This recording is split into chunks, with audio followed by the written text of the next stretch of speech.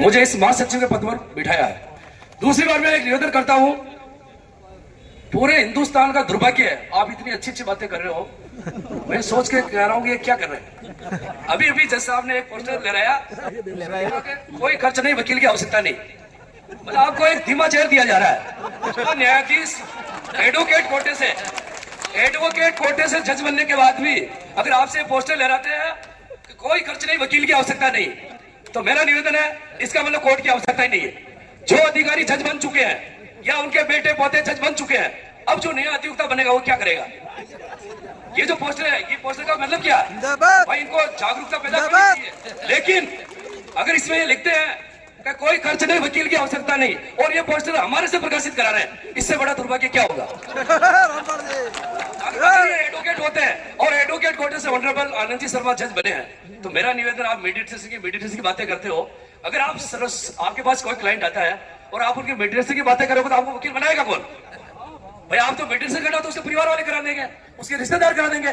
तो एडवोकेसी के लिए आने वाले फ्यूचर में अगर आप इस सिद्धांतों में चलते हो, और दूसरी बात, राजस्थान के अंदर 33 जिले हैं, अब 41 जिले बन चुके हैं। 41 जिले में एडीजे रैंक के अधिकारी को एक लिपिक बना रखा, इससे बड़ा दुर्भाग्य क्या होगा?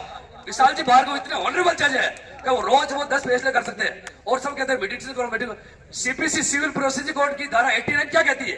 एट एनी स्टेज, किसी भी स्टेज में आप मीडिएशन कर सकते हो।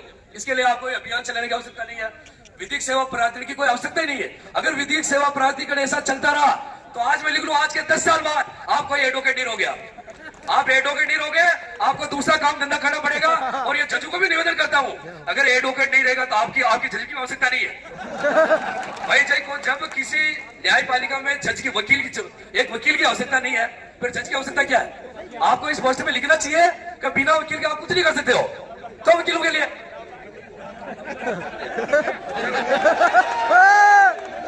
मैं सभी अधिवक्ताओं से निवेदन करता हूं, और जुडिशरी को भी एक वार्निंग देता हूं।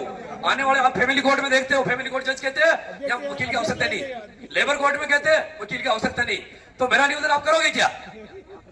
और आने वाले समय में मैं एक निवेदन और कर दूं, अगर वकील की बात नहीं करेंगे, मुझे कोई जजों ने वोट देके या नहीं बनाया, मुझे वकीलों ने वोट देके यहाँ भेजा है, तो मेरी ड्यूटी बनती है मैं वकील के अधिकारी की रक्षा करूं। आप चाहे पोस्टर ले रहे हो, आप चाहे कोई भी योजना बनाओ, लेकिन अधिवक्ता की भूमिका के बिना आप कुछ नहीं कर सकते हो। अभी आपको 2023 में एक बात, छोटी सी बात, 2023 में 1 जुलाई 2023 से नए कानून बने, उन नए कानूनों को आप देखोगे तो आप पागल हो जाओगे। उस कानून में प्रोविजन है कि किसी व्यक्ति बिना किसी विवाह विच्छेद के कोई भी पत्नी बच्चों से कहीं भी जा सकती है, आप एक एफआईआर नहीं करा सकते हो।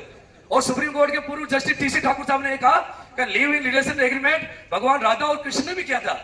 तो मेरा निवेदन है, अधिवक्ताओं के लिए आने वाले जितने भी कानून बन रहे हैं, अधिवक्ताओं की भूमिका रखे, और अभी जो नए कानून बन रहे हैं उन कानूनों में भी अधिवक्ताओं को मार किया जा रहा है। तो इसलिए मेरा निवेदन है, और जजों से भी निवेदन, आप हाईकोर्ट में बैठते हो, कोई भी नया कानून बने, वकीलों की भूमिका पूरी रखे। और मैं आपसे निवेदन करता हूँ, आप जो हमारे छोटे से निवेदन पर आप आए हो, और एक जुडिशरी से और निवेदन करूँ कि कोई भी परमिशन होती जो 2023 में पास रुपए हुए 2025 में लग रहे हैं, 3-3 साल डिले से जो रेटें बढ़ जाती है, इसके लिए भी जुडिशरी जिम्मेदार है। इनको एक बॉडी बनानी चाहिए, तत्काल इसका एक कमेटी बने, तो डिस्ट्रिक्ट हेडक्वार्टर में सीजीएम साहब और डीजे जो आवश्यकता हो डीजे लेवल की वो खुद तय करे। तो जैसे शौचालय बनाना हाईकोर्ट परमिशन नहीं दे रहा, और एक